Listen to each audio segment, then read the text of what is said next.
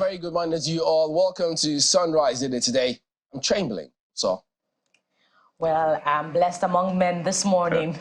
Good morning and welcome. I am Bukola Koka. I mean, you have to roll with the big boys, as they say. Did I really say that? Welcome to Lagos. I'm Kayode Okikulu. I was just shocking stories never cease to emanate, really, in this part of the world. In fact, across the world. But there's some things you'll expect that would have maybe gone past at this stage of our life as a nation. I mean, over 60 years after independence.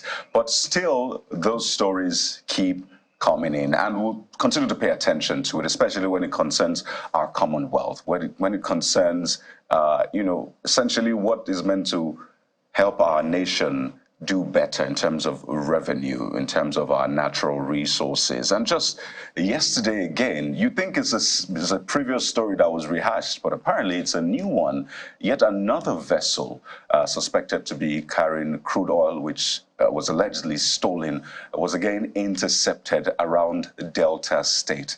This is an entirely new story. It is not the old ones we had reported in the past. This is fresh, and the interception was said to have been done by Tantita Security Outfit. You recall the private security company owned by government, Pemupolo, popularly called Tumpolo, the ex-Niger Delta agitator. And there you see that vessel, MT Prezol, and you just wonder.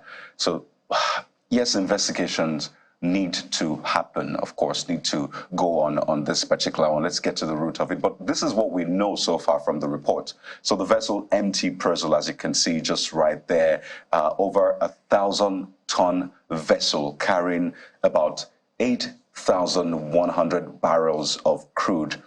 And what is even shocking is the fact that it was said to have been escorted by some naval officers. Yes, you heard that. This particular vessel, according to the report, was said to have been escorted by naval officers. In fact, a naval commander was said to be among those escorting this particular vessel, the MT Prezol. It is shocking on different quarters, but I would like you to listen to something that the Chief of Naval Staff said just recently, okay? It's about maritime security, and sort of juxtapose that with what we just reported to you right now. So take a listen to the Chief of Naval Staff. Eastern area is one of our strategic areas when you talk about the maritime domain. And the welfare of men and officers in this area is also paramount to achieving our objective.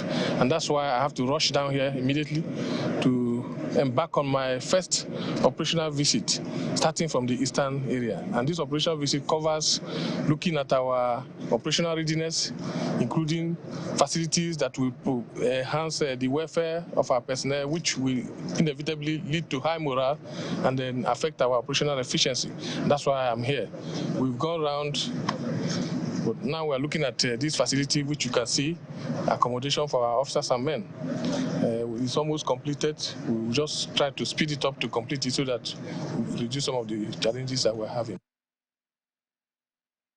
So Vice Admiral Ogala speaking there. So you sort of wonder, is this as a result of poor welfare? I mean, this is a commander, according to the report. So can we blame poor welfare? Certainly not. Okay, I know that all of the service chiefs have said they will hit the ground running, but for a vessel to have been escorted not by private security firm, but by a naval commander, first of all, who is that naval commander? Who are the officers involved? I mean, we cannot be parading suspects day in, day out, and yet we find it difficult to name those security agencies or agents in this case. We need to be specific now, who have been fingered in stealing Nigeria's Commonwealth. We need to know those names, except you're saying they've been let go and say no more, which I want to imagine is not the case. Bukola. Barry, what more can I add? The Navy is every country's pride, every country's, armed forces, part of the armed forces in charge of security on the territorial waters. So if this is happening, then, it's an elephant in the room that Nigerian armed forces and the government has really not committed time to talking about, economic experts, particularly those who are, who have some knowledge, area of expertise in how crude oil, is transported. They would tell us that a barrel of crude oil is not a needle. It's a it's a very big object. Oh, yes. And if 8,100 vessels are being transported on our territorial waters, barrels rather, then, somebody must know, it must be visible on the sea. Look at that vessel. It's huge. It's huge. Yeah. So it leaves much to be desired. As a matter of fact, there was some altercation between, those on the vessel and members of the private security firm. And then they demanded that they should be, the vessel should be inspected. And it was discovered that the vessel didn't have that license that was supposed to have been secured from the NMDPRA before it was moving out on the sea. And it was, as you have rightly told us, Kayode, it was being escorted by naval officers. Mr. Femi Falana would remind us time and again about how Federal Economic Council approved 17 billion naira in 2018 for technology to track crude oil theft on the seas. What happened to that? Was it ever approved? Was it ever released? It leaves much to be desired and a huge question mark if it's a private security firm that would be in charge of securing the sea, particularly monitoring crude oil theft, and not the Nigerian Navy.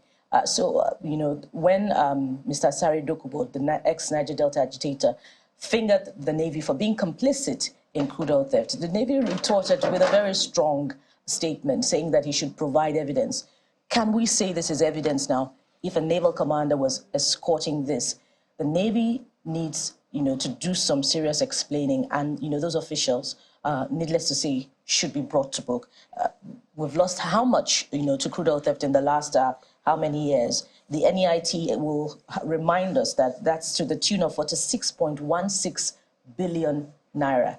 That's too much. There should be some accountability, not just in the Navy now, but also in government. Chamberlain.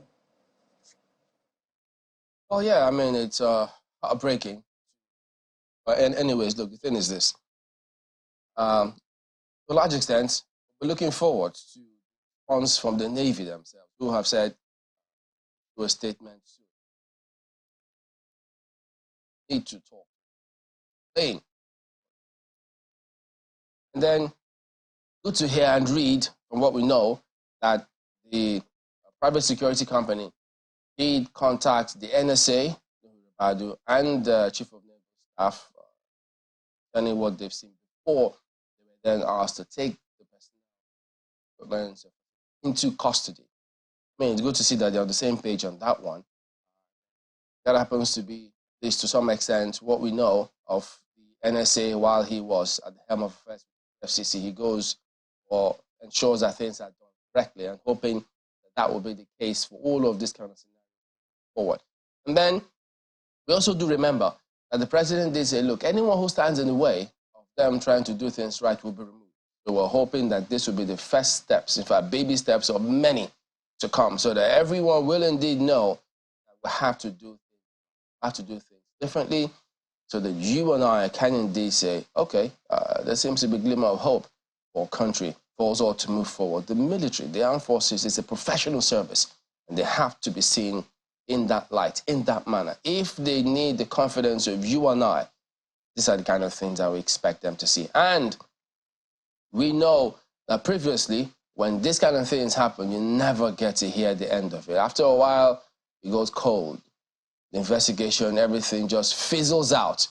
We're hoping this will not be the case, because if that happens, it will be a huge blow to the immense confidence and expectations that people have to ensure that things are done right. So we're looking to the Navy to see what explanation do they have for this. And I even wonder, from what we know, if this intel, or why didn't the Navy get this intel? Okay, if they did, we're not sure if that's the case, because we need to be sure that they have the capacity and they are utilizing it, not being sabotaged internally, because who knows? We hope they won't tell us the Navy commander was escorting it without knowing what the content was. Look, with due respect, that will be lame. But we're looking to see what they say in all of this because we need to ensure that we do things right. Anyone who does the crime, you know what they say. You have to do the time. Let's go on to the dailies and take you through some of them. We'll start with Vanguard newspaper today. What a week it's been. You know, we did start out telling you that there'll be lots of activities playing out during the week.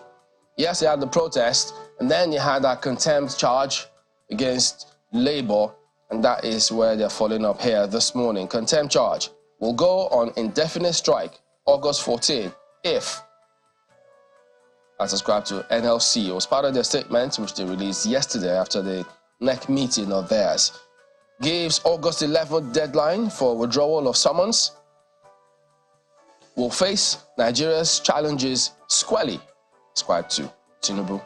So, there you go. And then at the bottom piece here, coup has been a major concern. ECOWAS delegation meets with Niger's military leader. You know, the ECOWAS team had said they will consider all options and they will not rule out military, they will not rule out force. So, I mean, when you say force, people expect, but there's only one way you can force them, is through the military. But now, part of the options which they listed happens to be dialogue. So that seems to be what is going on here. Restore democracy in Niger through dialogue, not force, ACF tells ECOWAS. Serving retired military personnel caution FG against use of force. So I guess ECOWAS and their leaders will have a lot of information that probably many people may not have, but they expect that we will do all that is necessary in terms of getting the right information, the right steps, because it appears to be a very delicate matter and it will be of huge significance. So hoping that they have all of those covered. So that is it with Vanguard this morning. Let's take a quick look at this Nigeria this morning, and the front page is really worrying. Listen to this. Criminals take over Second Niger Bridge. Drivers lament. Kidnappers, armed robbers, chaos from taking route. No security presence. Call on federal government to beef up surveillance, install lightings. I thought that infrastructure was complete in the sense that it came with lighting, for night travel. But this is what those who are applying the route are telling us this morning. No lighting. That's really worrying. The federal government must take a look at that. Above the nameplate, there's this one that's just as important. Refineries, reps to revisit alleged 11.3 trillion naira spent on turnaround maintenance. And also under the big story, right beside the inset picture, there's this one. NLC threatens nationwide strike for August 14 over lawsuit. So the seeming warmth and exchange of pleasantries between Labour leaders and the president should just be taken at face value. Well, yeah, I'm just thinking about it this morning because it looks like there's a lot of court attendance that will be had by Labour leaders in the light of the circumstances. Yeah, and it's really interesting just how this is playing out. So, I mean, will I say negotiation or conflict resolution is happening on different grounds. So there's the committee, the negotiating committee with Labour and federal government. There's the courts. There's Labour to also resort into protests. And of course, there's the meeting which they had with the president. So it's happening on different fronts, and you're wondering which should we believe? Is some just, the usual way to, will I say, bamboozle or bargaining chip kind of thing? But hey, let's keep our eyes on the ball. We need to ensure that the government makes the right economic decisions for Nigeria. Absolutely. And lastly, Tinubu insists on party loyalty as Ganduje becomes APC chairman. There's just one rider will stand with you no matter challenges, Kyari tells president. And that's it for this Nigeria. Nigerian Tribune follows up with that APC story, and this is the story, as the Nigerian Tribune captions it, waiting game in APC. Yeah, just 4 words speaks volumes for the Nigerian Tribune. So the writers, as Ganduje Bashiru emerged national chairman, secretary, Kyari Edu, Lukman's positions up for grabs. But take a look at this one. PDP mocks party over Ganduje's appointment, or the opposition. PDP released a statement yesterday, and yeah, you find more details on page 5, not to let the cat out of the bag. It was quite an interesting statement, really. The many resignations trailing the emergence of the new national chairman, the PDP is bound to feast on that. But, the president has said we must be united. So the coming days will tell a lot about the unity in the ruling party. Indeed. And you see just that story which we highlighted earlier on. Security agents intercept ship with suspected stolen crude in Delta. There's this platform where you can use to monitor the movement of vessels and ship. And for this particular one, the MT Praisal, according to Vessel Finder, it was in Lagos or around Lagos on July the 6th, 2023, the MT Praisal along the Lagos harbor. And you just wonder, what is going on? So who's the naval commander in Lagos? Should we start our investigation from there? Well, it's not for us to do. Well, of course, we'll keep our eyes on that one. Yeah, absolutely. There's a couple of more stories for you on the front page. Many injured, property destroyed as thugs attack APC members in Ekiti. You wonder what that is about? What is going on there? Well, Inside Pages has more details. Let's leave it there for the Nigerian Tribune. All right, so take a look at New Telegraph next. Court summons. NLC threatens nationwide strike from August 14 if... That's a similar narrative of the Vanguard here. Alleges Justice Ministry being used to truncate democracy. Silence workers' voices. And then you see Tinubu vows to satisfy yearnings of the poor in larger, restructured economy. And the judiciary happens to be... Well, there will always be a lot of focus on the judiciary in terms of how they perform, because, if they say it's the last hope, it's a lot of weight to shoulder. So, well, there will always be allegations, but it's up to them to then prove the allegations wrong. There you go. And then, above that lead story, fuel cost. GSM operators conclude on 50% increase in tariff. I think there's one thing to conclude. Another is to execute. Can they unilaterally execute these kind of policies without recourse to what? The NCC or so? Drop calls have skyrocketed. You subscribe to data and the platforms with data, and then services is horrific and no apologies from anywhere, nothing, as if they're throttling the data that you've got, no matter the kind of bandwidth you have. So it's a huge challenge, really. I know they say they have their own challenges, but well, all companies do, I reckon. So who knows? And then a similar thing with Nigeria. Military force, not an adventure to be led by Nigeria, ACF, Atiku. So what did they propose then? So probably you might pick up the paper and see what they're saying. If anybody can say just go dialogue, but who knows? But that's New Telegraph this morning. Let's take a look next at Daily Independent. It also leads with the 12th NEC meeting, the outcome, rather, of the 12th NEC meeting of the APC yesterday. Again, Tinubu says 2023 polls remain most credible in Nigeria. Well, the opposition parties are just waiting to have that determined to the contrary. But that's, of course, the conviction of the APC. Dispatches Abdulsalami Sultan to Niamey over Niger coup. We saw that delegation, members of that delegation yesterday briefing the press, and we hope that something constructive will come out of it and turn out for the restoration of democracy in Niger. There's also a trail on the NEC meeting at the bottom, another side to the story. Ganduje, new APC national chair, pledges to promote party unity. Party's national legal advisor, El Marzouk, resigns. APC says Nigerians happy with Tinubu's policies. PDP mocks... Did they conduct a poll, or is this like 10%? Because you need to contextualize it. 5% Nigerians, 2%, 100%. What does Nigerians mean exactly? Well, Labour, a section of Nigerians, are using the president's words against him.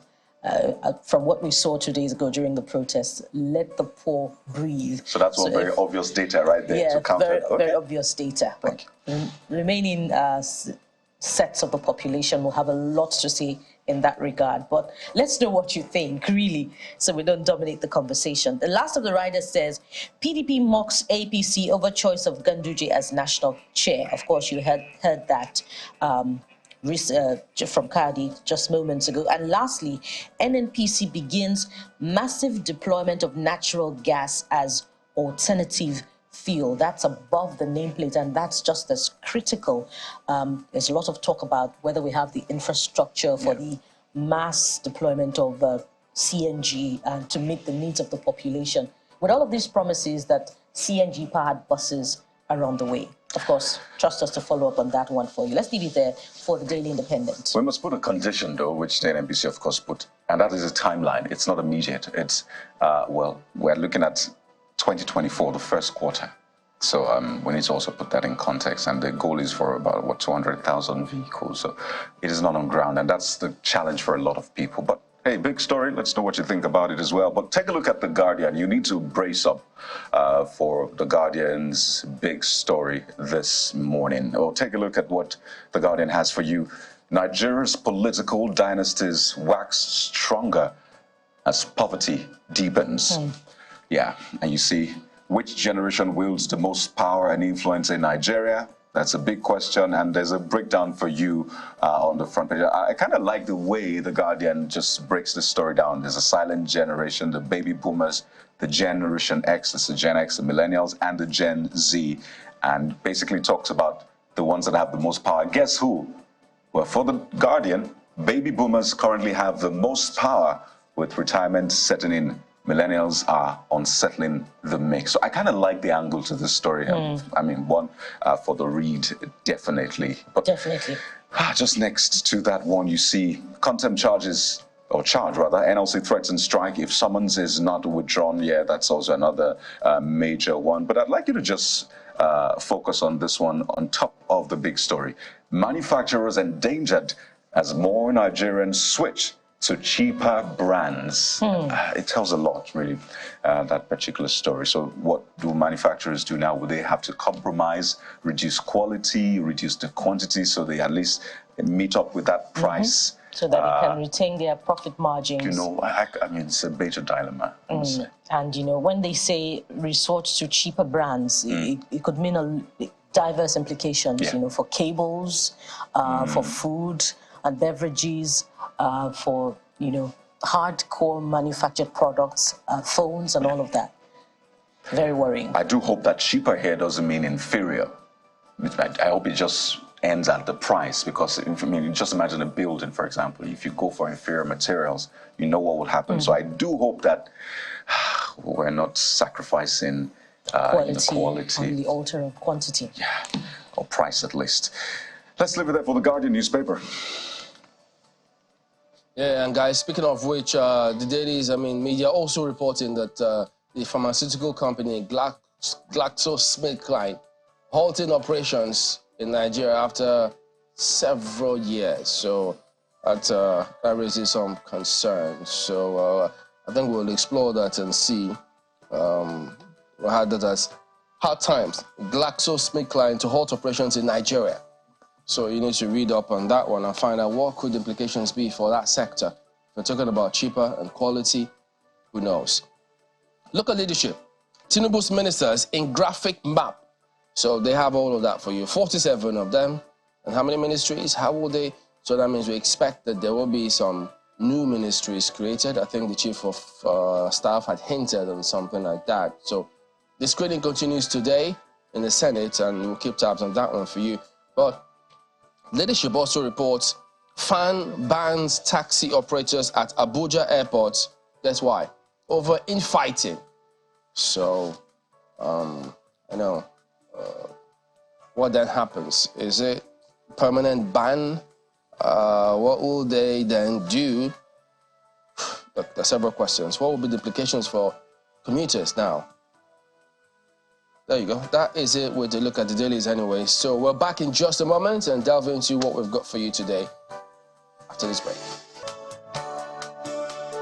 My fellow citizens, This is President Bola Tinubu's second nationwide broadcast after his inauguration on May the 29th.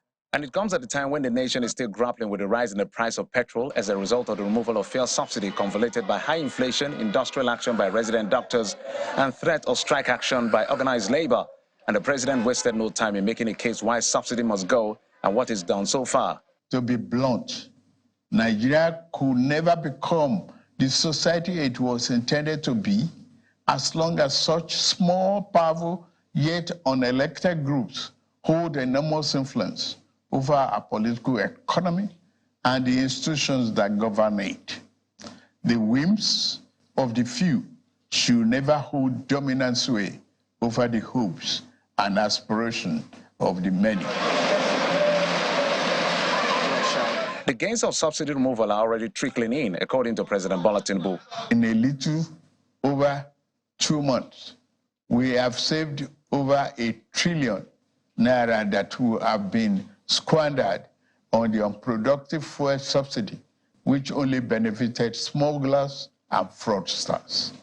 That money will now be used more directly and more beneficially for you and your families. For example, we shall fulfill our promise to make education more affordable to all and provide loans to higher education students who may need them. No Nigerian student will have to abandon higher education because of lack of money.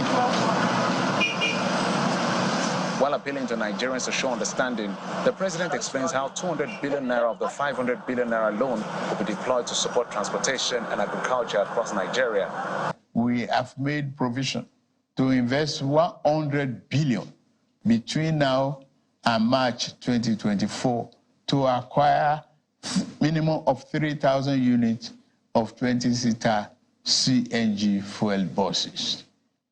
These buses will be shared to major transportation companies in the state using the intensity of travel per capita. Participating transport companies will be able to access credit under the facility at a maximum per annum 9% interest rate with 60 months repayment period. Part of measures to support manufacturing enterprises and MSMEs is a provision of single-digit loans by the federal government. We are going to spend 75 billion between July 2023 and March 2024.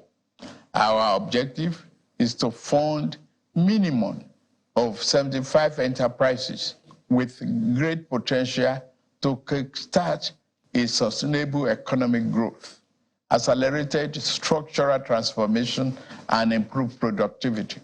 Each of these 75 manufacturing enterprises will be able to access 1 billion credit at a maximum of 9% per annum, with maximum of 60 months repayment for long-term loans and 12 months for working capital. The president has consistently maintained that the challenges of today is for a greater good in the future. Whether or not citizens agree with his position will be interpreted by their response as individuals and groups in the coming days. Jeffrey Uzongo, Channels Television News.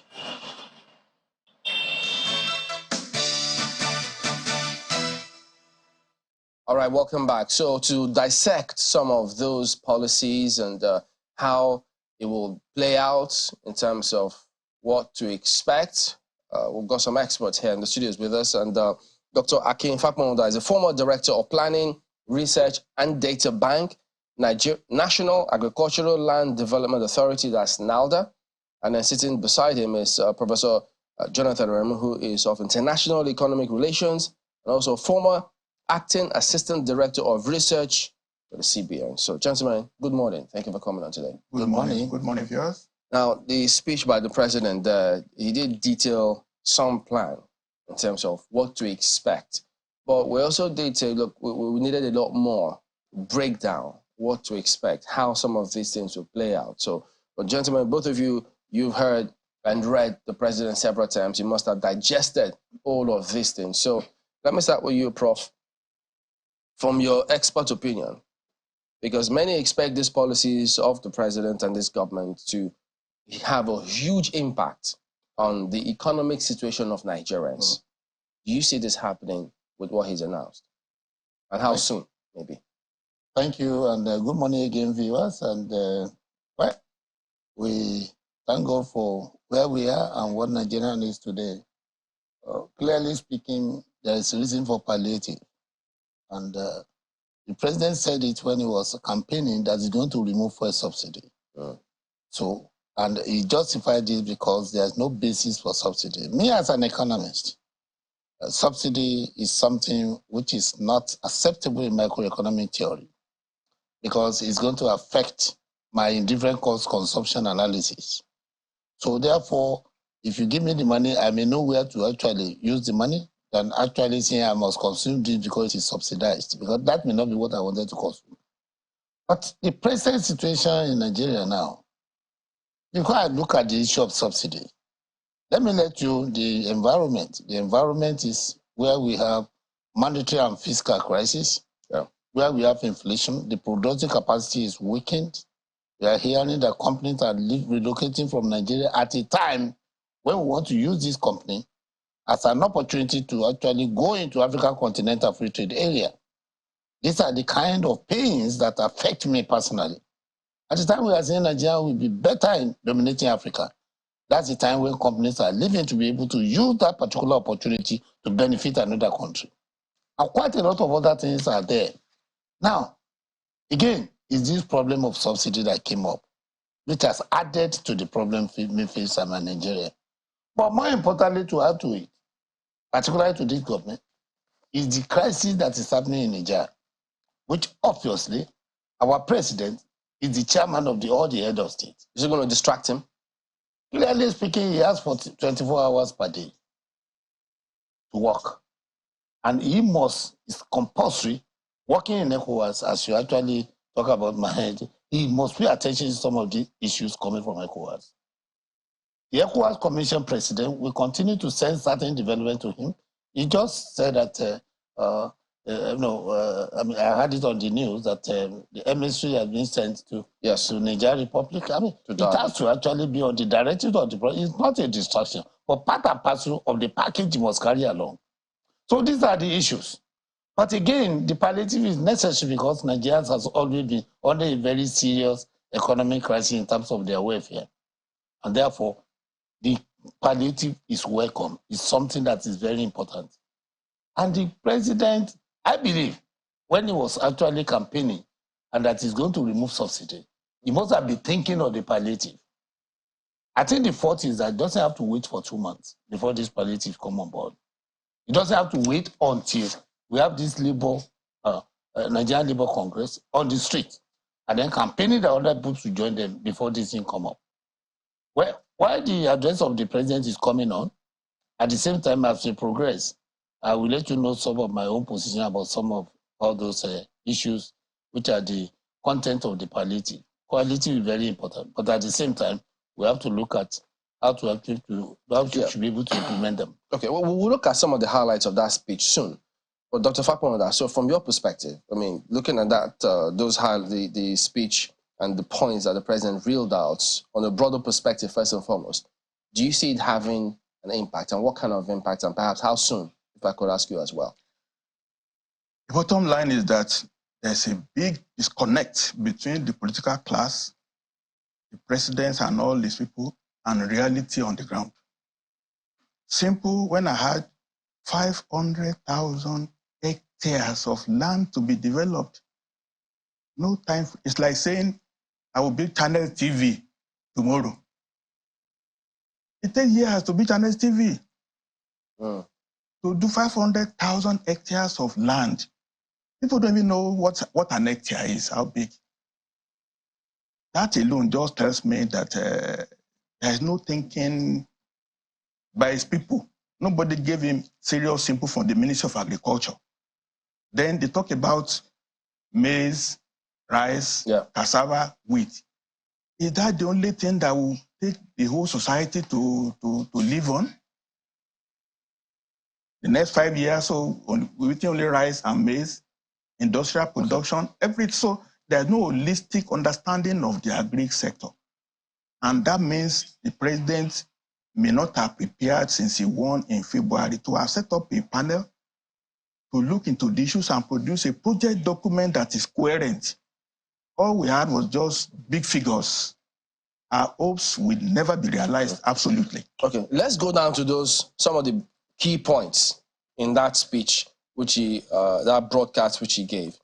Yes, he said the subsidy was eliminated to redirect funds to public services and away from a select group of individuals. 75 billion will be spent to support manufacturing enterprises with potential for growth and job creation. Let me go to that part that speaks about MSMEs. 125 billion naira will be allocated to support micro, small, and medium-sized enterprises and the informal sector. 200,000 metric tons of grains will be released to households to moderate food prices. 200 billion naira will be invested in cultivating rice, maize, wheat, and cassava to ensure food security. I think that's where you're trying to make a point. But part of the functions of NAUDA then abolished. Yeah, was to ensure that some of these things are addressed. So if he's coming up with this, and we know that we tried with NAUDA, maybe you tell us if we succeeded or not. So why do you think then that these funds that he's going to release to cultivate rice, maize, and wheat to ensure food security will not achieve the results? Look, we are getting money from one pocket. If at all, corruption, we are putting another place, which is corruption too. When you vote 100 billion for agriculture, we don't know what time frame. Is it the next 5, 10 years? We don't know. You just pour money like you just pour rainwater on the ground. The ministry that's supposed to do this is not engineered to do anything. That is Ministry of Agriculture. I was there I authored the paper on this president's speech. I went there to the ministry 2 days ago to have the feel whether anybody understands what the president is saying. I couldn't get, in fact, the place like a Pentagon fortress. Too many agencies. This 100 billion voted will be used for overhead costs, for travel, for intra-code. Can we come to that conclusion yet? Because we have not seen the implementation plan. We've not heard from those experts. So will it be right for us to come to that conclusion without getting to see that blueprint? I wasn't in government for no reason. I was in government for 27 years. I know how the ministry works. My constituency, primary constituency, even though I retired 20-something years ago, but it's still my area of interest. The way the government works, this announcement in the presidency is just at the presidency. Nationwide, okay, where is the input? The Horticultural Research Institute, Root Crop Research Institute, there is NIFOR for palm research. So are you going to ignore the way the ministry works?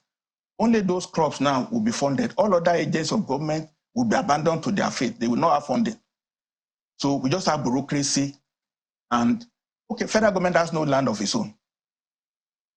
How can they acquire land between now and March next year from the state governments to get area marked out 500,000 hectares? Is it possible nationwide? Where is the land? Where's the land? We'll focus on that soon because we'll look at that Ministry of Agri and see how that looks and what to expect in a moment. But Professor Aremu, looking at some of these highlights where the president spoke about his speech and what he intended to do, I think the first part which Dr. Fakmonda was speaking about is the very first part, which you have also highlighted, the 200 billion for maize, cassava and things. He said he's been in government, but you have also been at that financial sector as well, in government. So you could also have an insight into how some of these disbursements and whether or not the money is released get to where they do. Do you share the same view with Dr. Fakmonda? Well, I think he knows the way things are done over there. And working in the research department of Central Bank, I'm equally privy to understanding of the working system of the government. But over the years, the Central Bank, particularly with what we had under the alcohol program of the agri, is not the kind of funding that Nigeria wanted. Number one, up to now, such a huge amount of money under the CBN alcohol program have been invested. It has not come. And that is where his fear is coming from. Look at the point he mentioned in terms of Federal government has no land. The land is with the state government. But left to me, it's not the magnitude or the volume of cash that people want to hear now, but the implementation strategy. Yeah. And let me say this, particularly on the SME. You see, we already have a lot of SMEs. If government is going to do this one, we have an umbrella SME that have all the SMEs together. That was launched later during the end of last year. I was there to make a presentation. I think government should make use of that opportunity so that the fund will only go to those people that are registered. I think they have them up to local government level, right? Even if you're going to be in agri, right? They should be able to target those people. Because enough of money being given out and you don't know where the money is going. And secondly, we need to be very sensitive to that. Secondly, with respect to manufacturing sector, which you just read out, which area of the manufacturing? Is it the one that will have immediate effect on the welfare of the people? Is it the one that we have to supply the consumables in Nigeria? Is it the one that will target ECOWAS and African Continental Free Trade Area? Is it which one? And how will they be selected?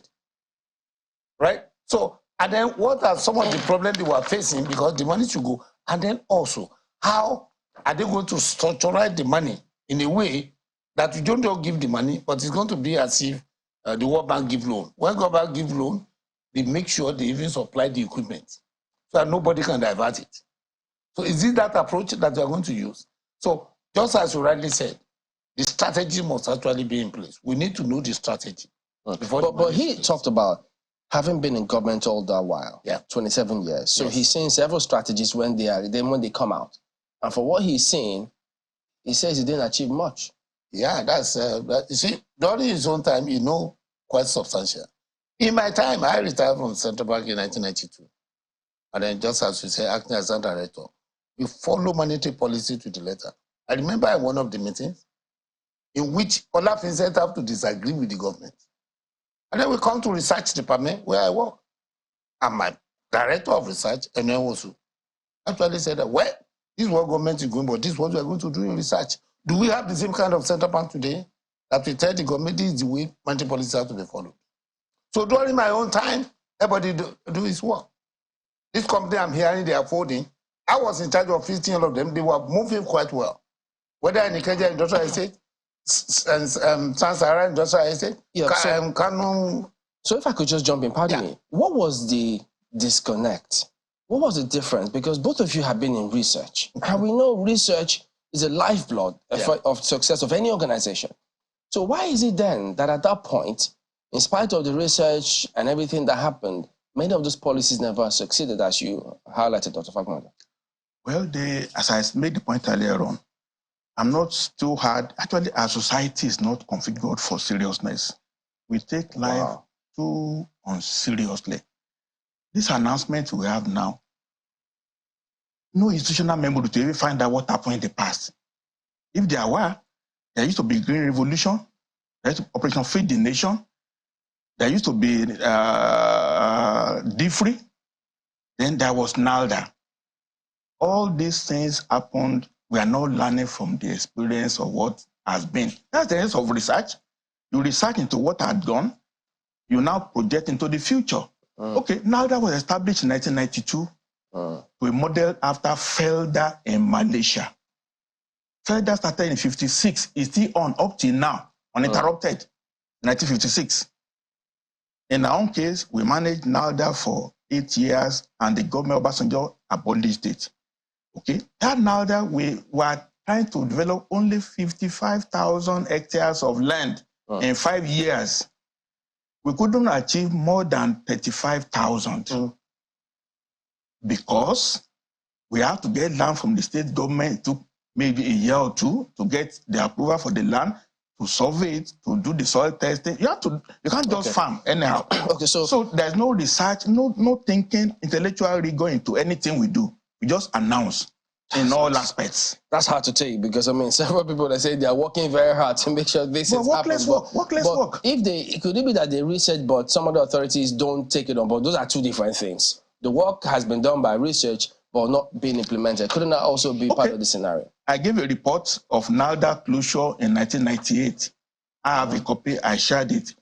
Does the government have it? If they read it, they will have been able to design a better program. You raised concern about the Ministry of Agric. And yes, we do know that DCNG is a challenge. But look at the highlights of the Ministry of Agric, which you have talked about, saying, look, there's a lot of concern there. Because that is directly under the purview of the federal government, not the states now. Because they will actually go out and implement a lot of those policies. So, yes, you say 1 permanent secretary there, 10 service departments, 11 technical departments. Each of the 21 departments are headed by grade level 17 directors, all reporting to the permanent secretary. 11 autonomous agencies, each headed by the managing directors, all director generals, all on consolidated salary scale, and equivalent permanent secretaries, and then it goes on. 15 research institutes. Agree. NIFO, NIHOT.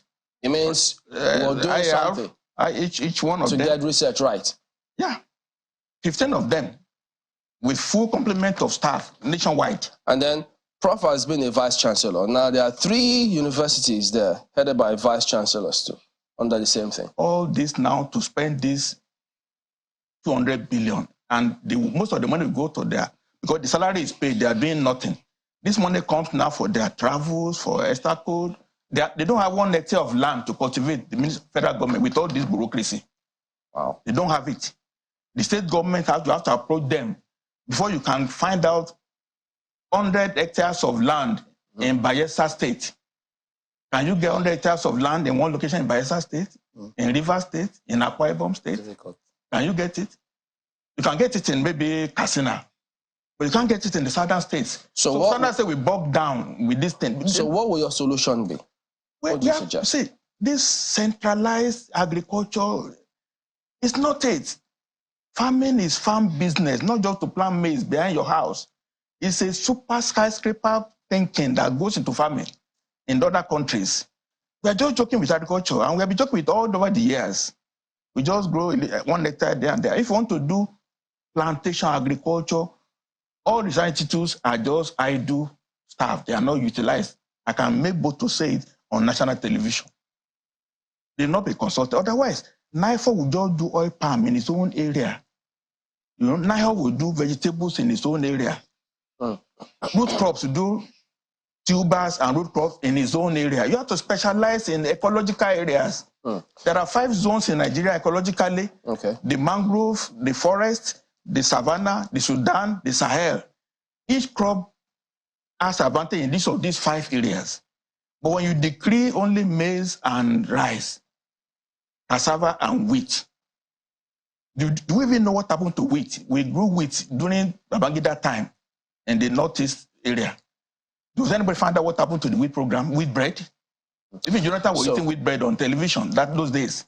Yeah. So all the thinking that we have had over the years, we just discard it, we abandon it, and want to start afresh. Okay, so now, this is August. You cannot start farming until next year, February. So the harvest cannot come until August, September. So what are we going to do between now and September next year? So, Prof, we don't know who the Minister of Agric is going to be, much as the screening is going on. So, to what extent can we be optimistic that this government said they want to do things differently? Yeah. And from what he's highlighted about the challenges in governance, we expect that they should know and then hit the ground running. How would you advise that they approach all of this? Well, my partner here has done quite a lot of this subject. What government should pay attention to is not mere activity, but productivity. See, it's not that somebody go to an office and he report in the money and come out and salary at the end of the month. It's not that you have a beautiful program, but because of our nature of agriculture, that is not irrigation-based in most cases, you cannot actually pump in money now and expect a result that will increase the welfare of the people. So it is not activity, but productivity. How productive? So I think there's need for sequencing the palliative that government is going to actually be bringing along into short, medium, long term, into seasonal activities. The one that will have immediate effect. People are suffering, and that is why they are allowed to be demonstrating now. Which one can actually resolve this problem that people will go back to go and work? Perhaps when they started moving, in terms of the buses that is going to be provided, that will be a very good one. But they have to eat as well. How would they be able to solve that? And the states and that is it. have to have their own plans. The states have to have their own plan. Up to the local government level. We must all be, our hands must be on deck to make sure that we revive this country. I'm not happy. Anytime I hear that, important companies where I visited when I was in the CBN, they are now closing and going away. That's Black schools. Yeah. All right, we'll go to our colleagues in Lagos, because Labour is also on the neck of government saying, look, you have to do something real quick for the workers who are feeling the pinch. Everybody needs something at this point. Let's go to our colleagues in Lagos. They've got questions for gentlemen, both of you as well. Yes, thank you, Chamberlain. Dr. Fakunda, from your explanation, if, bureaucracy is really the bane of agricultural development at the federal level, shouldn't it now be instructive that much of the funding for agriculture should now go to states where the land is domiciled, such that there can be more increase in agricultural development at the state level? That's for you now, Dr. Fakunda.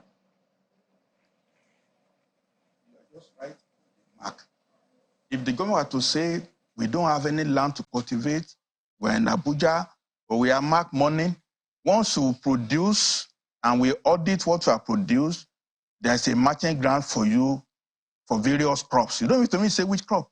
Some states will just take only ornamental crops. Some will just take vegetables.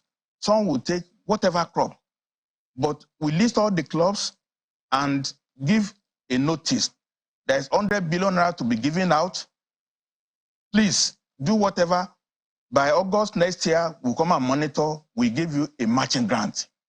Then the states will compete. They will see how to claim the money. But this one where you give money to Ministry of Agri in Abuja, they will start traveling nationwide to see where is the land, where is the office, where is everything. Most of the money will go on all these travels from Abuja. I know my colleague will not like this thing, but we are speaking in national interest. We cannot keep throwing money in Abuja and just spread it like fertilizer. It wouldn't work. So matching grant scheme, give the function to the states, let the state cultivate the crop in their area, then audit what they have produced. Okay, now, these crops, you cannot grow anything, but you can start vegetables right away. You can start it right away. You don't have to start growing maize now because it's too late. So doesn't mean we're not going to do anything until you can grow maize and cassava. Where cassava you can grow. But Dr. Fakunda, so this strict marketing from Abuja cannot work. Thank you. Dr. Fakunda, has NEC over the years, under different administrations, realized the importance of that need to increase funding to our states rather than domicile the bulk of the funding to the Federal Ministry of Agriculture? Well, this goes to the heart of the way Nigeria is structured. All the federal government takes 50-something% of the revenue and they hold on to it. They want to give function to the states, but they still hold on to the money. Well, we have to be realistic. Until we are realistic, we are going to be just wasting resources and wasting time, and there will be no impact. That's just the truth. And that's the essence of restructuring the polity of the country. It is not political restructuring. We are talking about economic restructuring. Put the money where it can be utilized effectively. Federal government to monitor and reward good performance, not doing it by herself. That's the right approach. Professor Aremu, let me come to you now. One of the high points of the president's speech, or rather, let's take it to his earlier one of the executive orders on declaration of emergency on food security. What's going to happen to that declaration if we consider that under the last administration there were reports that about 20 of the 33 silos had been concessioned due to poor harvests all year round. But in the declaration of a state of emergency of food security, the federal government is having us believe that they would no longer tolerate seasonal farming. What the plan now is all year round farming. So if the silos are not quite there, to take up harvests from all year round farming, what's going to happen to that declaration of state of emergency on food security? Yeah, thank you, my sister. I think you have hit the nail on the head. See, you cannot say let there be this and there is. unless you plan towards it. See, seasonal farming, that is the way in which we are used to.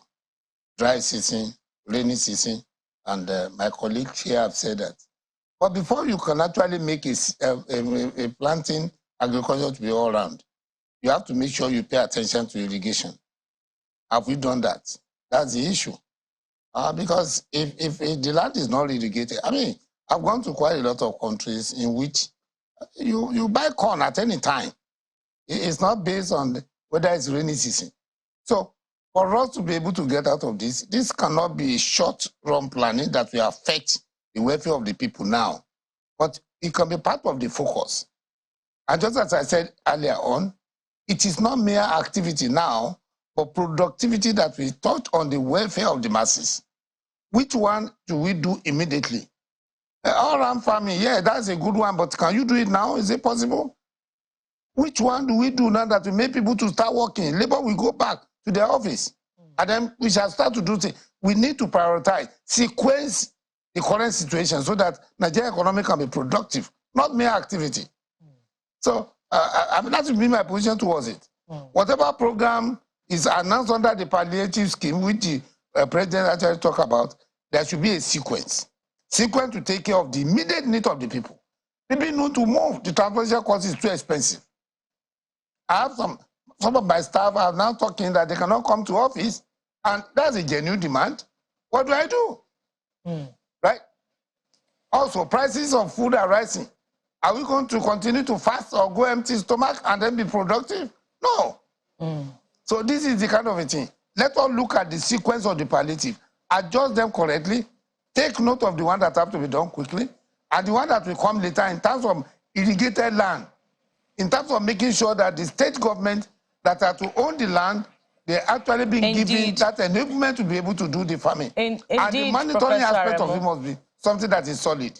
Indeed, Professor Aremu, what can be released as part of the palliatives in the interim? That's what Labour is asking for. And that's, my next area of focus. But we must go to break now. When we return from this break, there'll be more questions from Lagos. Stay with Sunrise Daily. Welcome back. It's the Sunrise Daily on Channels Television, and the President's nationwide broadcast on the rollout of palliatives is high on our minds this morning. And we've still got Dr. Akin Fakbunda, former Director, Planning, Research and Data, Bank National Agricultural Land Development, and Jonathan Aremu, Professor of International Economic Relations, former Assistant Director, Research, CBN, in our Abuja studios. I have more questions, but I'll yield the floor now to Coyote. All right, let me start with Dr. Fakbunda. And just to follow up to what you said about some of these agencies, government agencies, and what you think they will be up to really based on your experience. Are you then saying, if you say that a lot of them earn salaries, do nothing, are you saying that was also the case with NAUDA as well? Because I imagine some of them will vehemently disagree with you on that point. No, NAUDA was abolished in 1999 by Obasanjo administration. But the plan then was to start plantation agriculture, and we implemented this for only 6 years. And at that time, we were able to manage 35,000 hectares. It stopped. We had 192 tractors. It disappeared. All the 500 hectares of land in each of the central districts in Nigeria were abandoned, and it's gone down the drain. If you are starting now, the essence of the president's speech is that we want to do plantation agriculture, not small order farming. And if you want to do plantation agriculture, you have to do you have to acquire the land, you have to do everything properly, systematically. No matter how much if you throw the entire budget on agriculture, you will not get anything, because you just have to clear land and you have to plant the crops, you have to have planting materials, you have to have experts to do soil testing, you have to have fertilizer the right one. There are so many things involved in farming, not just putting maize behind your yard in the house. It's not the same thing. Even the variety you have to grow for you to sell to the building is different from the one you're going to sell to food specialties for food products. It's different. All this thinking is not in the process now. But as my colleague said, we have to sequence what we want to do. between now and December, you can give money to people who are growing vegetables and growing some crops that are resistant to weather. Then by March next year, you start land clearing. Do we have the tractors? We cannot use and cutlass. The Steyr company in Bauchi has folded up effectively. So if you're importing tractor for overseas, when do you make the order? When are you going to pay? When did they come to Nigeria? When do you ship it in and nationwide? There's so much to do, but you have to think about it. And this government might just lay a foundation for the next, this matter of one year or 4 years plan. Government cannot plan by 1 year to do agriculture. As I said earlier on, Malaysia have been on this in 1956, and the agency is still on up till now. Go to their website and see what they have done since 1956. We have to take a long-term view of life in this country. Otherwise, we are just going to be starting something and we close it down, we start it and close it down. Okay, let me take That's the right thing to do. Right, let me take this to Professor Remo on this, because I know he has the benefit of the international angle to this. And I mean, Nigeria is not an island. We're not in isolation. There are other countries that have gone through this. They have taken certain steps. I recall that Dr. Fakwoda was referring to the country now that was modeled after essentially learning from them. So there have been countries that have been in this situation. Is there any country we can learn from what they did and perhaps something that worked for them that we may be missing here in the mix that we can put in it? Oh, thank you for that very wonderful question. There are so many countries you can learn from, so many. Look at some countries that they are totally located in arid areas.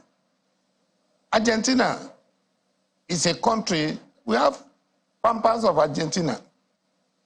And that is where we have quite a lot of wheat being produced. We only have desert in Argentina. In terms of productive of dairy product, Argentina is one of the world leading countries. And Nigeria, we have a lot of opportunity here, from the forest region to the savanna region in the north. So we can actually copy what we see in Argentina and bring it into the country. On dairy product alone, why not? In terms of farm product, which is either tuber or this one that are majorly done in the south, we have a lot of countries where we can learn from as well. Go very nearby to even South Africa. You see their agriculture. They are doing quite fine. I was able to go to one agricultural farm over there. I saw another one, even in Kenya, East Africa, just about 2 months ago. I was impressed. These are actually, in fact, they are combined harvesters. What do you mean? The same machine that will be harvesting the product, we process it, and what you'll be seeing is a grain being put in a bag. I mean, where are we so backward in this? America is a critical case. That's a developed country, and that's where I'm coming to it last. But look at America. There was a time America was overproducing food to the extent that they don't want to bring the price down. They buy from people and store it. After some time, when they can no longer buy, they go and dump it in the sea. That's because they don't want the farmer to suffer. Because if this product actually hit the market in that large volume, the price will crash. We are in the same world. Can we not learn from all this? I think that people, we need to learn. But again, for the immediate solution, as my sister said before we go on break, what do we do now? Okay. Because people are not going to work. Speaking about what to do, and as we begin winding down, Dr. Fakwoda, we've got Dr. Steve Ogino, who sends a response. He says, well, a lot is actually being done, and he's privileged to know. He says we have formed agro-geo cooperatives across the country. What needs to be done now is to activate them for production. We also established project monitoring, reporting, and remediation offices in 36 states and the FCT before the former CVN governor deactivated them. He says they can mobilize and deploy them again. So he says, contrary to what he said, there is actually something being done in the ministry. It is just mobilized. They're not mobilized presently. I do. Many things are on in the system. People are thinking only that the centralized coordination is the problem. We cannot coordinate everything in one location. We We are suffocating. That's part of what he said. They have offices in 36 states and the FCT. What are they doing currently? They said they need to be activated. Means they are not doing anything yet. Is there true? I agree with what he said. The CBN deactivated them, as he said. So what? But we need a coherent, integrated plan in everything, not just even in agriculture. We need to really decide how we want to run the country. Everything will fall in place: education, health, agriculture. What's a school? A school in rural area. How can you now have a farm in a school, in a secondary school? Mayflower had farm those days. They fed all their students in the same school in the Kenya. Okay. All right. So just one more thing, Prof. Yeah. I know that we haven't seen this plan of the federal government in terms of the blueprints and how they want to implement some of these things. But because if we did, we would have gotten your perspective as well. But on this part, where the government speaks about 125 billion allocated to support micro, small, and medium-sized enterprises and the informal sector, we know that the database is always a question. How do you think that they're going to successfully implement this so they will get the desired impact? Thank you very much. Just give me one opportunity to make this contribution on agri.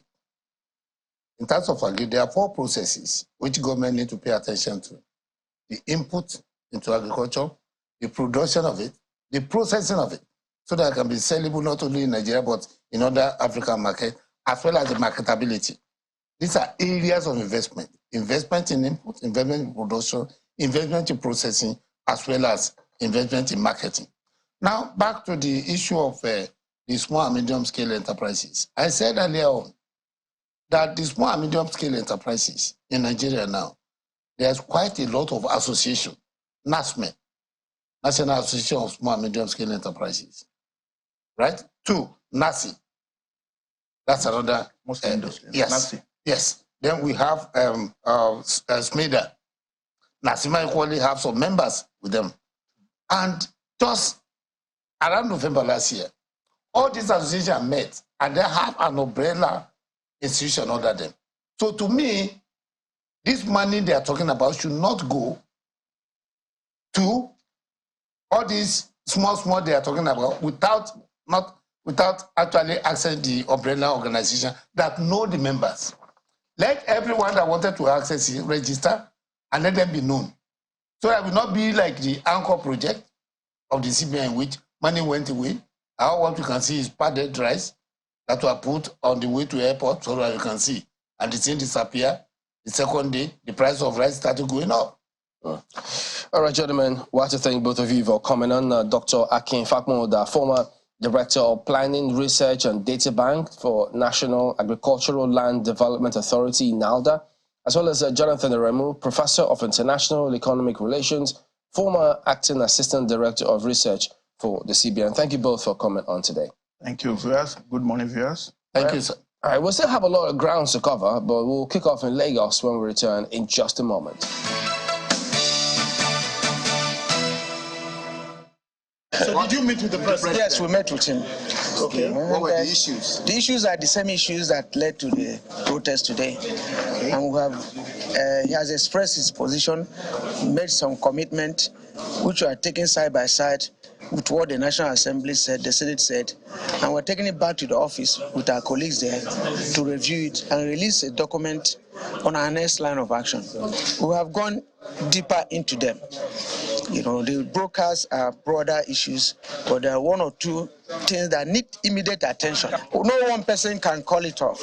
That's why I say we have to go back to the office so that they will look at it, the ESCO looks at it before they come up. And by tomorrow, the NSC will have equally their next meeting, you know, to look at a bigger picture. Did the president tell you to suspend the protest? The president is a pro-democratic activist, so he understands protests.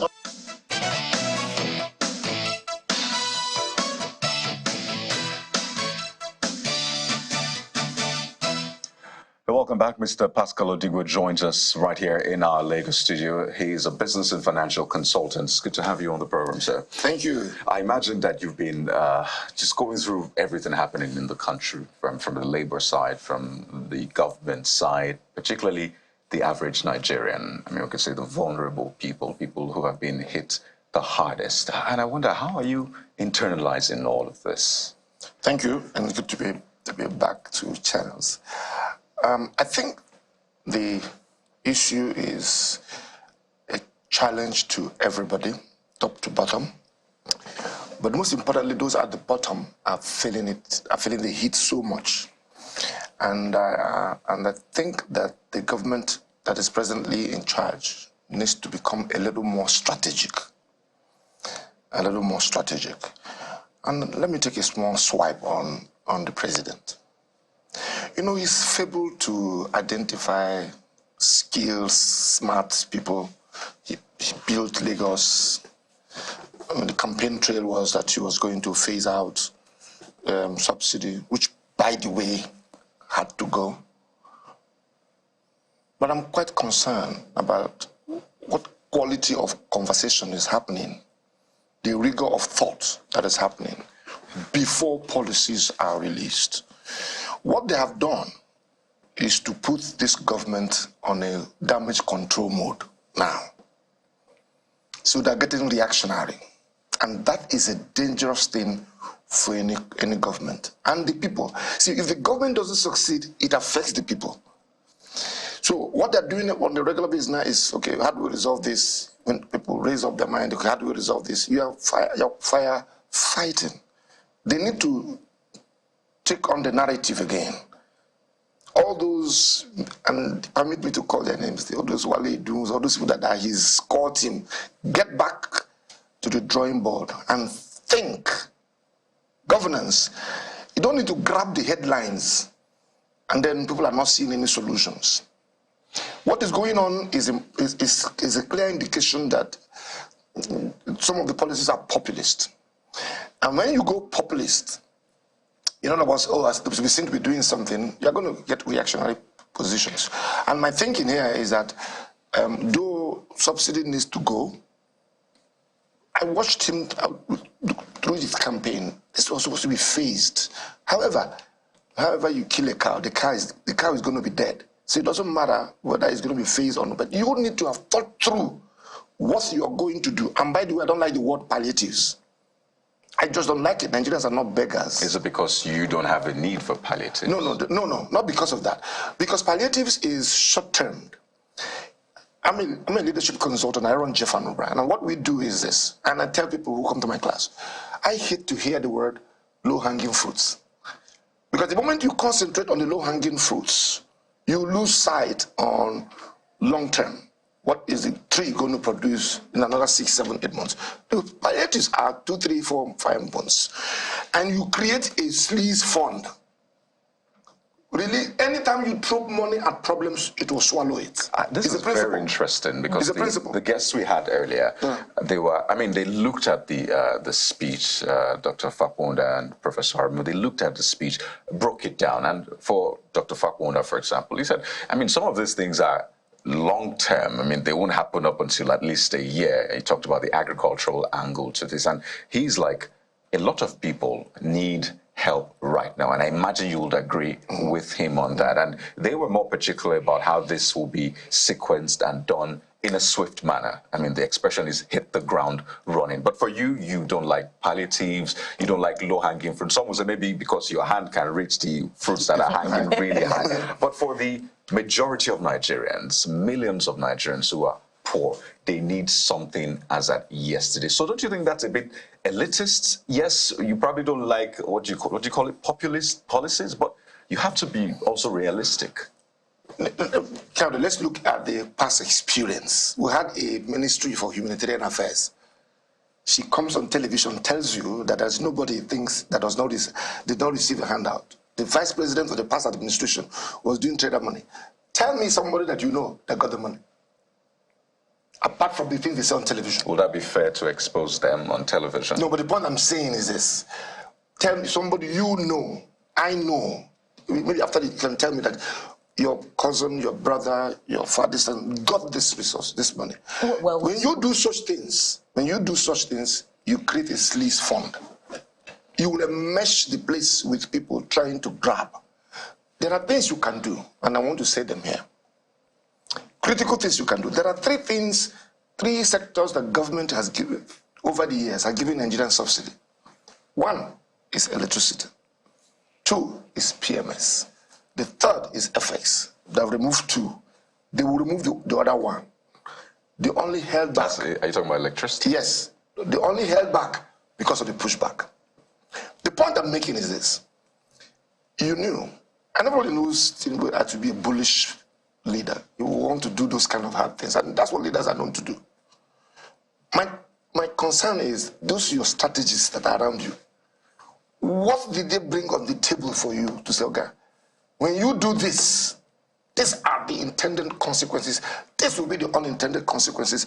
Then you said, these are the things you're supposed to begin to do. To be fair, the president's speech, he moved away from the talk about palliative. Is it 8,000 naira to the vulnerable? That's the point I'm making. He literally spoke to, the 75 billion for major companies. He talked about agriculture. He talked about CNG for even small businesses that would get some sort of, loans or grants across the local government. So there wasn't that talk about palliatives. Perhaps the government has learned, because at first it was meant to be 8,000 naira from what we got from the National Assembly, but I think there was a lot of hue and outcry. But I'd like you to speak to what the president said in that speech. And he said particularly that he wishes there were other ways to go about this. And he categorically said that there is none. That if there were, he would have taken that route.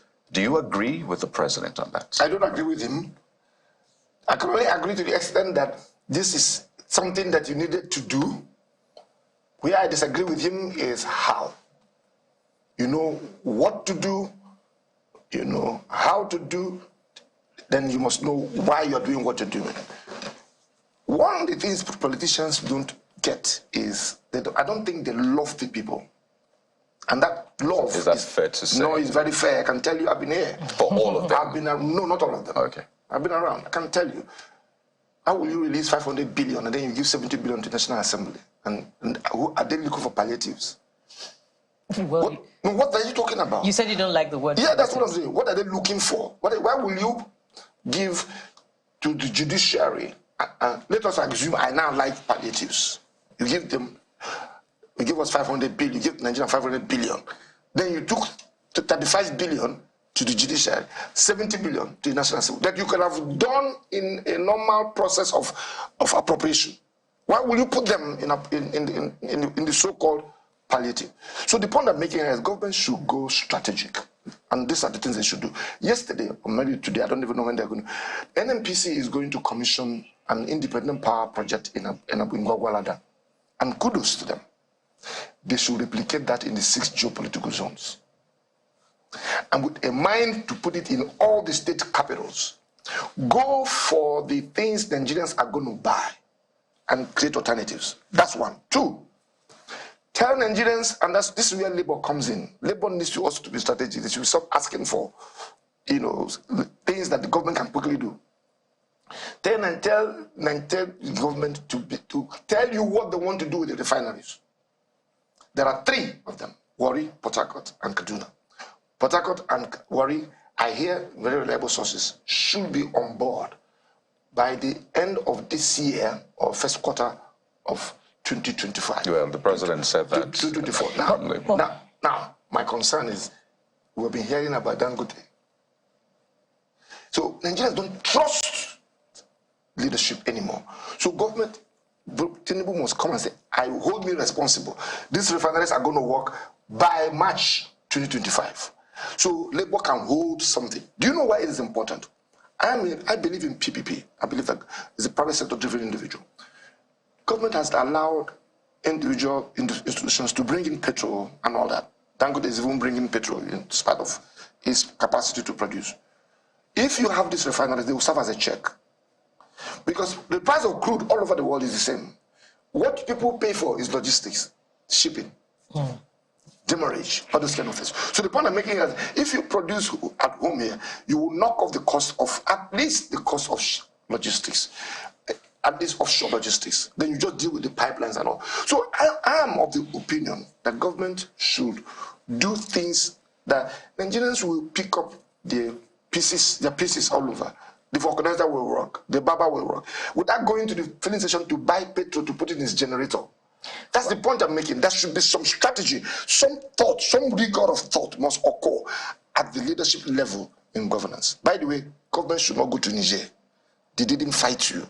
Don't go and spend the limited resources you have on something that is for ECOWAS. Okay, that's a bit tangential, but maybe we'll go ahead. Well, all of that seems to be, anyway. All of that seems to me, Mr. Dibo, to be in the long term, whether it's the 75 billion naira for the manufacturing sector or the intervention funds also for the MSMEs, they seem to be in the long term. But the impact of the removal of fuel subsidies happening now every day, labor is feeling it and the informal sector is feeling it, and the vulnerable, they're feeling it. So there is no guarantee also that the palliatives that will be released, we don't know when, across the Federation, will stop any impending increase in the price of fuel because of the current realities of the price of international crude and the floating of the naira.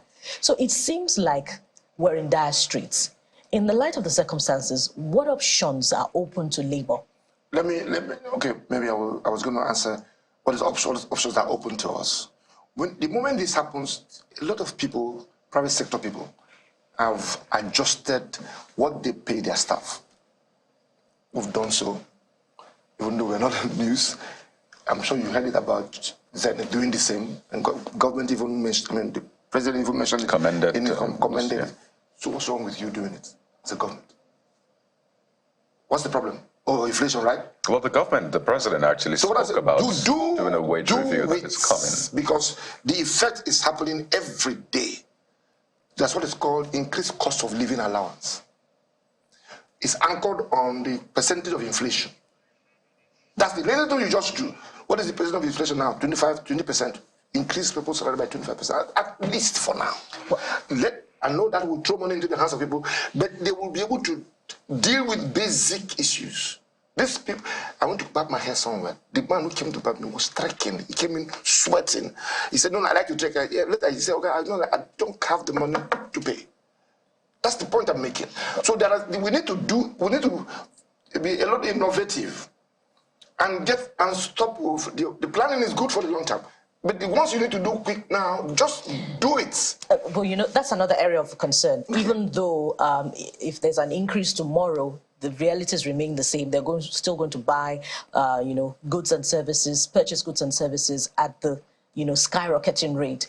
But then again, how can labor hold state governments to account with that if there's an increase in minimum wage tomorrow? Because the 30,000 naira minimum wage is still not being implemented across board in all the 36 states of the Federation. I thank you for your question and I appreciate it. And that was why my dear friend said what I said about the Niger thing was off tangent. It's not off tangent, nothing. You need to link it. The coups you are seeing in Africa is as a result of lack of good governance. The politicians need to know that their job is on the line. They need to be aware. Nigerians are wiser now. And the groundswell is coming. They need to love the people and use the resources to take care of the people. And this is may sound like a pitch, but the truth is that they will remember what I'm saying now. They need to stop stealing the money of the coffers of the people and use it for Nigerians. Because if anybody rises tomorrow and says, we want to remove government, the people are the ones that will defend you. The people are not rising to so labor should demand for good governance. Labor need to hire some strategists. Because you're a labor man does not mean you're a strategist. Find people that will discuss and negotiate with this government. Take their manifestos and say, these are the things you promised. We will come back in 1 year. I think the strike was too early.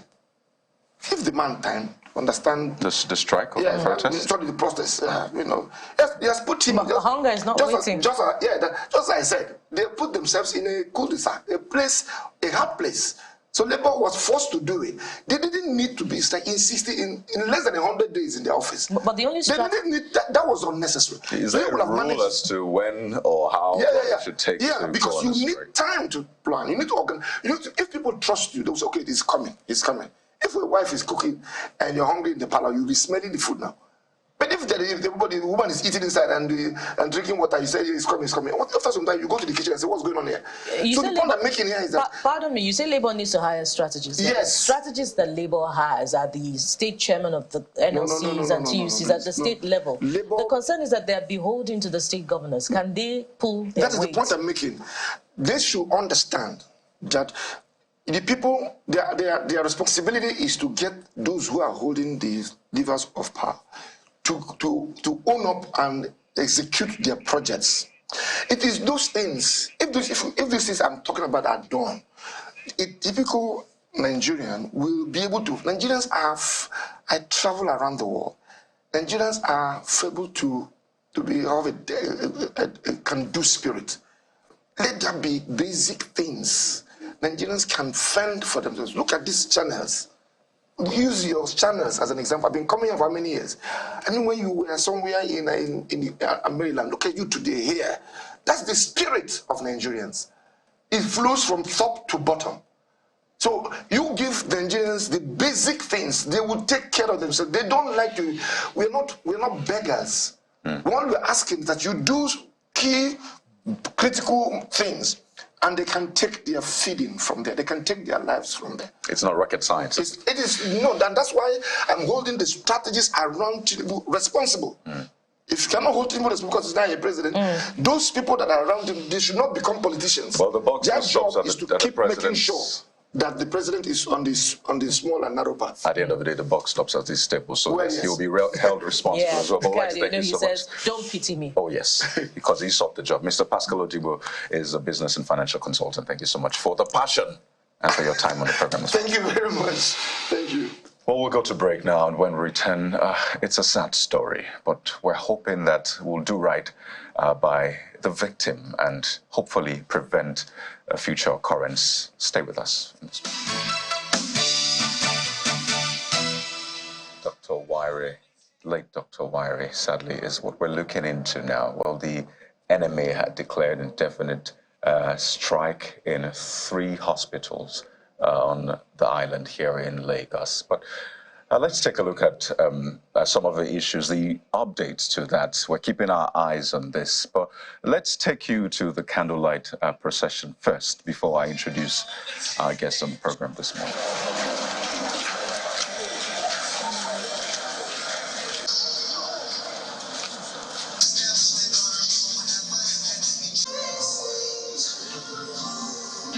And our light continues to shine, and all she has done continues to.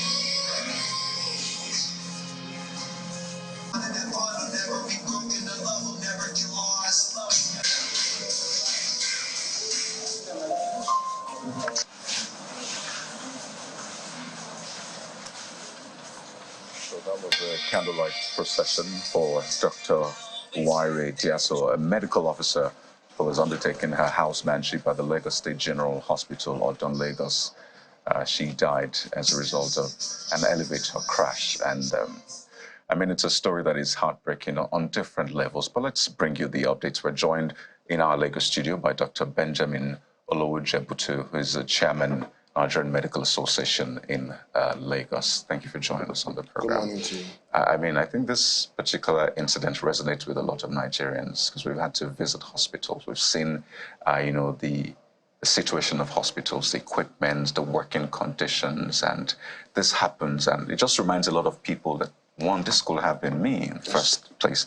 Two, I mean, a doctor that is essentially the person you look up to for care now at the receiving end, sadly. And I'd just like you to walk us through the update. There was a candlelight procession. There's an investigation being conducted by the Lagos State government. There's a strike as well by the enemy. Just walk us through. Okay, we're in a very, very bad place now. It's very sad that a doctor that is licensed and to help humanity lost her life in her workplace because of a preventable and very avoidable incident. Apparently, the lift system has been complained about for a couple of years, but people have not listened to them. They have not fixed it. Those in charge have not fixed it. They've been managing the lift. And I said to myself, even if the lift wasn't working, just common sense to say, stop using it. Just put a slap on it. But, the culture of not understanding that life of human beings matter is a problem for us. We lost Dr. Diaso to a failure of the system. Now, the reason why we are on strike as NMA Lagos is because the three hospitals is where the house officers rotate on the island. They rotate through medicine and surgery postings in General Hospital Odo. They rotate through pediatrics in Massey Street Hospital, and rotate through ONG at Lagos Island Maternity. So, in respect and honor for the death of Dr. Viari Diaso, we're shutting down services there. We apologize to Lagosians to understand with us. We are mourning our colleague, and because the system has failed us, even as doctors, wrong working condition, wrong welfare, very low welfare packages, workplace balance safety. Obviously, who are those in charge of the lift? Who are they responsible to? Who is supervising them? Who did they answer to? Where are the maintenance dockets? Where are the maintenance documentation? Who did they answer to? Are there issues of lack of transparency in the contractual or in the whatever they did to make the lift not work? I saw a tweet that was tweeted in 2020 yesterday about the same lift that's killed and murdered our doctor. For me, it's a gruesome murder. You need to see her face. You need to see the severe injury she had. You can't imagine it. So yesterday we started the strike. It was very good. We went around the hospitals to also monitor what they were doing on the island. It was sealed. There were no patients there. Our other hospitals around Lagos were just seeing emergency patients, to help the Lagosians. And the quicker we get investigation sorted, we'll now have a review and immediately get back to work. But for us, it's about getting those that are responsible for the death of our doctor to be brought to book. We're seeking justice about that. We need those that are liable should be prosecuted. It's very, very important. Names must be named. We must see them. We must shame them.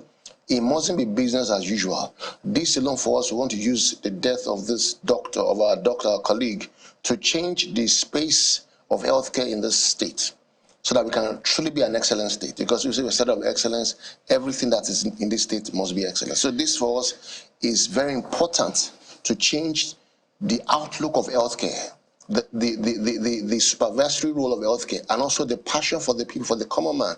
Because it could have been me, it could have been you. Yeah. Now it has affected a doctor, and we say we have brain drain.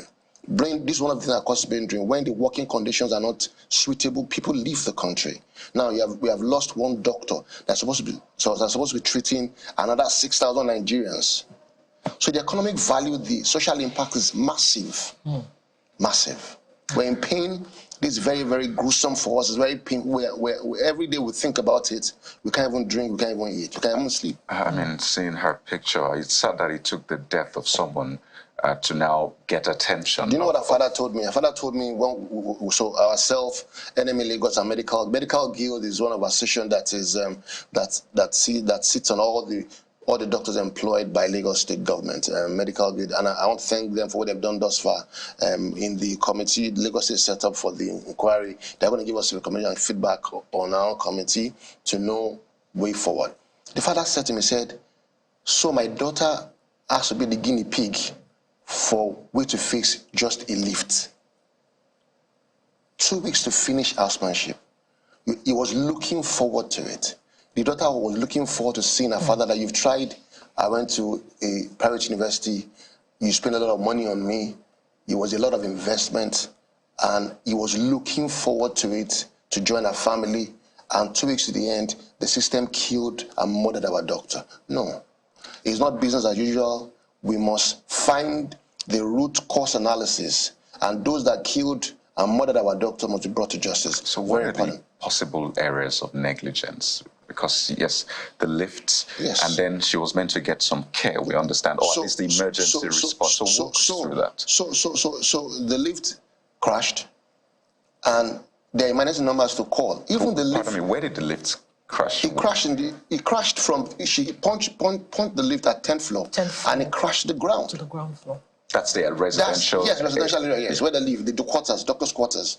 Now, the numbers to call for emergencies didn't respond. The people that controlled the lift were called many times. She was now trapped in that crash injury for about 45 minutes. The doctors had to use knife and iron to try to open and force the lift open a little bit to be able to bring out. Somebody had to go inside, somebody a little small, had to jump into the lift to bring out in that pain. No. Emergency response didn't work. You know, nobody came early. And she had severe crash injury, head injury, rib fractures, femoral fractures. So obviously that injury alone was very severe to even make her survive. But maybe if the emergency guys, the ones that are opening the lift, had come early. So for me, these are the processes. Somebody's in charge of the lift. Where is the person? Somebody's charged to maintain lifts. Where is the person? Did you put a number on the lift that if you have any issue with this lift on the lift, call this number? They're not there. It's just simple process of accountability. Who is responsible for maintaining the lift? Who do they answer to? Who supervises them? It's very important.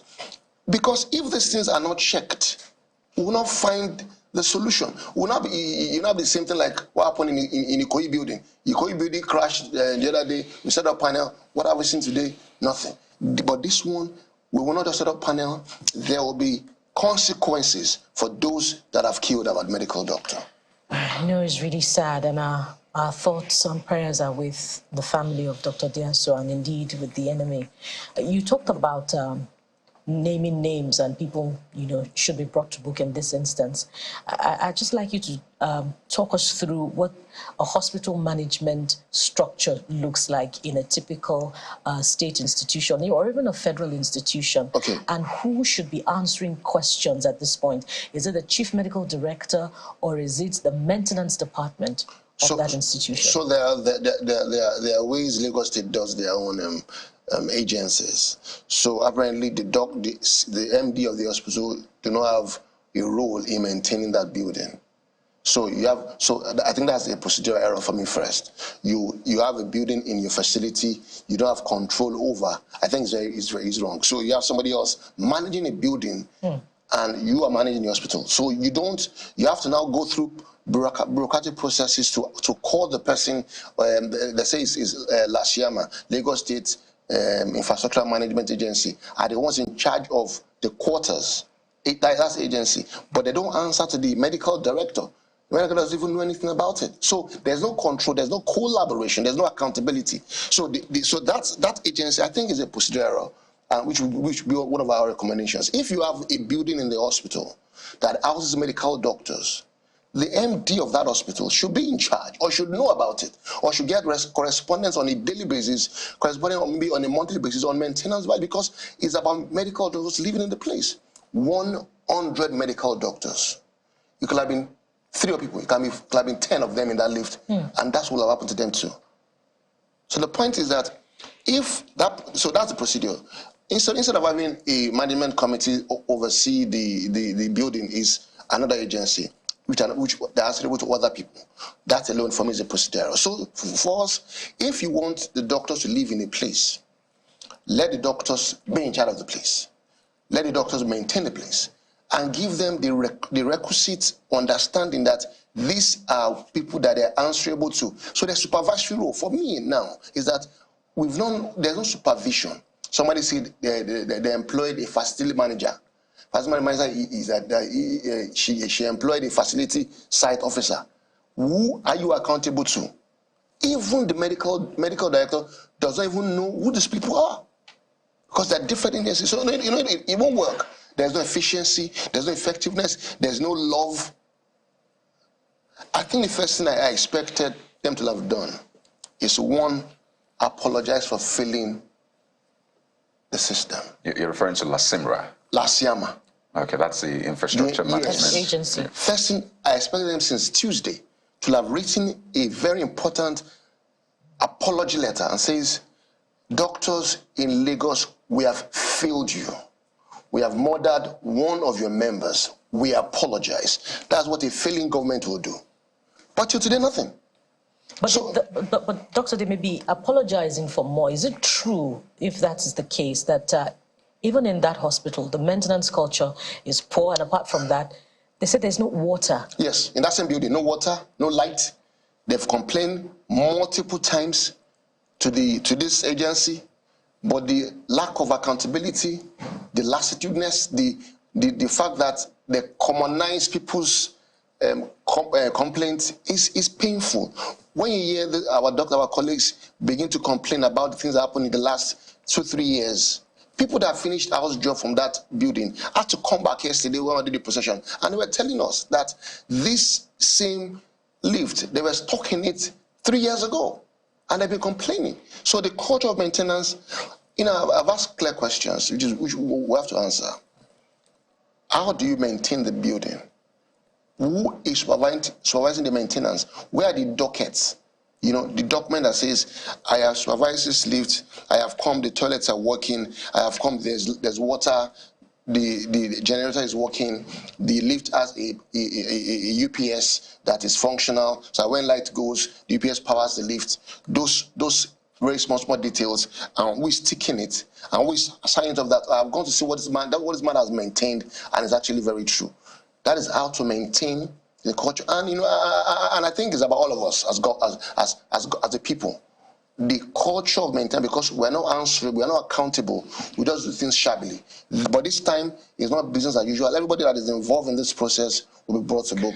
I mean, I'm looking at the Lagos State Infrastructure Management Agency. That's LASIAMA, yes. which you refer to. There's another one, but this is LASIAMA to be specific. And it's under the Ministry of Works and Infrastructure. Yes. Now, it is the Ministry of Health that released a statement that this will be investigated, and investigation has commenced. So I wonder just if you've seen any activity, because I imagine you're following this process, and how much faith you have in that process. So one of our members is on the committee, Medical Guild, and I'm happy what they're doing. They're giving us NMA the whole feedback today, and I'm waiting for the report of that. But NMA itself has also inaugurated its own independent inquiry that has our friends from MBA and our friends from NSC, Nigerian Society of Engineers. We want to look at it very well. If it's actually a mechanical failure, which one of the statements we saw from government, let's look at what the problems are. So we'll look at it holistically. We are going to take reports, because the doctors have written letters severally. We're going to see all the letters they've written, who they wrote it to, what reply did they get. Do thorough independent inquiry. We now look at it with the report of the inquiry or the investigation from Lagos State, which also our member is part of. Then we cannot come with recommendations, because one of the things we want to achieve by the grace of God is that nobody should die like this in this state. Nobody, doctor, non-doctor, anybody, and put up a structure, workplace safety structure that even all the infrastructures, hospital, non-hospital in Lagos, would have an identity, and they know who is controlling what, who is doing it, and there's a maintenance culture to save lives. I want to maybe extrapolate on this one. It would also be important to know how the family is doing, really. So the father is not doing well, but we have a Medical Guild has tried very well. We placed our MOHs on duty call to be with him since Monday. So there are doctors taking shift to stay with him, monitors blood pressure, monitors health, give him psychological support. It's not very easy. It's heart-wrenching, but we have done as NMA and as Medical Guild, we have done that for the family. There are doctors with him from morning till night till he goes to bed, and other doctors staying. Other doctors come in the morning. So we've been taking turns like that to support the family, but. It's not very easy. There's no amount of words you will say that's comforting when you're looking forward to seeing. No, it's not something to say. It's a harrowing time for the family. The NMA in the statement also called for, I believe, a blood transfusion system as a result of the consequences arising from her death. I want you to talk us through that as well. So we want to try to also achieve very few things, because people have made comments in the past time that there's a lot of bureaucratic system in the blood transfusion activation, and the policies are not very, very sustainable. So we need to look at it as as government and as enemy, to also tell them these are the best ways to do it. I remember back in the days we used to have when women go for antenatal, we have them bring their husband to donate blood on their behalf just in case. But now that's not the issue. That's not the case again. It's not a culture of Nigerians to voluntarily donate blood, because people tell a lot of spiritual inclination to it and everything. Somebody called on the show yesterday and said that when he was donating blood, he has a card, and the card says whenever you or your family needs blood, just turn out the cards and you can get the blood anywhere. But when he turned out the card somewhere, he didn't get the blood. So those processes, we need to revamp it. I need to let Lagosians know the true procedures. Make it public. This is how you can get blood. These are the procedures so everybody knows it clearly, and we can have a robust engagement for Nigerians, especially Lagosians, this time. Was it that she needed blood and she could have been saved had the blood come on time? So no, obviously they're bureaucratic about it, but the injuries she had were very, very, very, very life-threatening. They're very severe. Head injuries, rib fractures, femoral fractures. She has bled a lot. If you look clearly at the lift, I'm sure you saw it. Her blood was all over the lift. She's lost a lot of blood, and that amount of minutes, hours, 45 minutes she spent on that lift unattended to actually cost them life-threatening and death for. I mean, we also need to focus on the health system, not just Lagos, across states. Yes, people have good stories about how they were saved in public hospitals, but there are more people who have said different things about the system. But this strike, when is it ending? Do you have a time that the strike will end? The strike is ending when we get results of the investigation. Is ending when we get prosecution of those that killed our doctor. It's ending when we can see that there's significant motion to change the course of healthcare space in this state and truly make it excellent. It's not just words of mouth. It's not just trying to see justice or seek it. We must see. Names must be named. We must see those that will go to jail and that are going to pay for killing our doctor. Everybody must see it. Now, we must not make it business as usual. Until that is done, the earlier it's done by the government, the better for us, and we can begin to go back to our work immediately. So even if it takes 6 months, 1 year, you're willing to go that long? Yes, because this is a life that was taken away, that the death was very, very preventable, was very unavoidable. And if that's what we have to do, yes, we have to do it. Dr. Benjamin Olowijebutu, who's the chairman, Nigeria Medical Association, Lagos. Thank you so much for your time. Once again, our condolences to the family and to your association as well. Thank you very much for having me. Thank you. Well, let's take some messages now. Quite a number of them have come in, really, and I mean, we have to forge ahead and ensure the right things are done.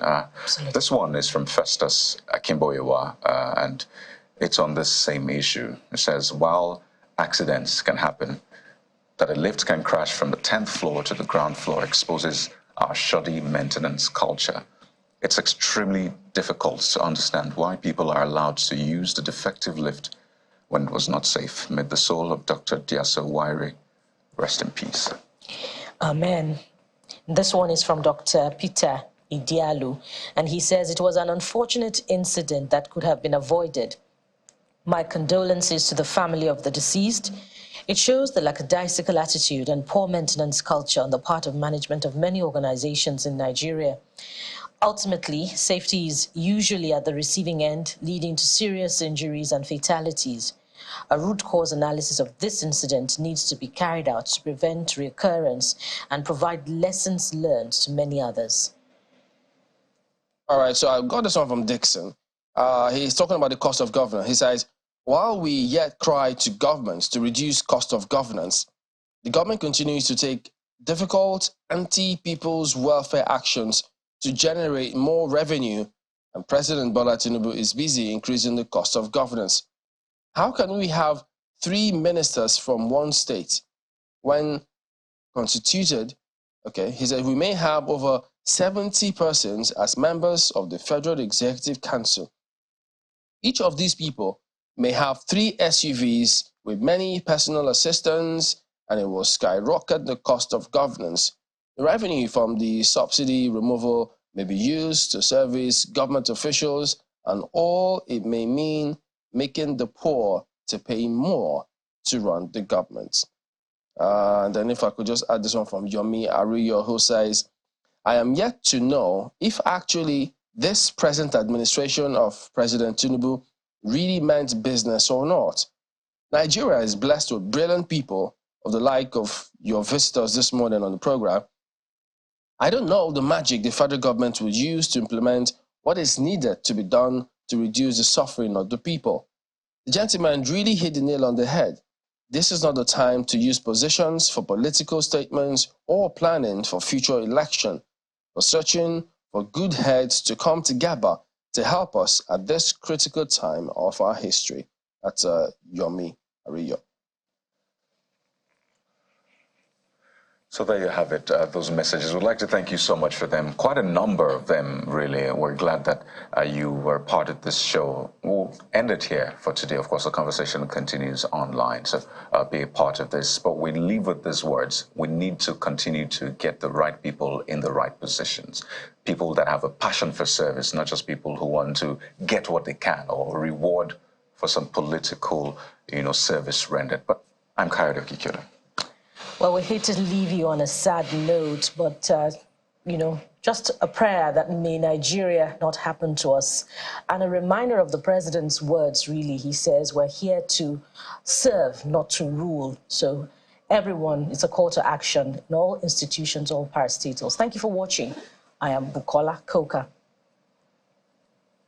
Well, Nigeria is a great country, so do what you can to ensure you keep the flag flying. We do thank you all for letting us be a part of your day today. We'll see you next week.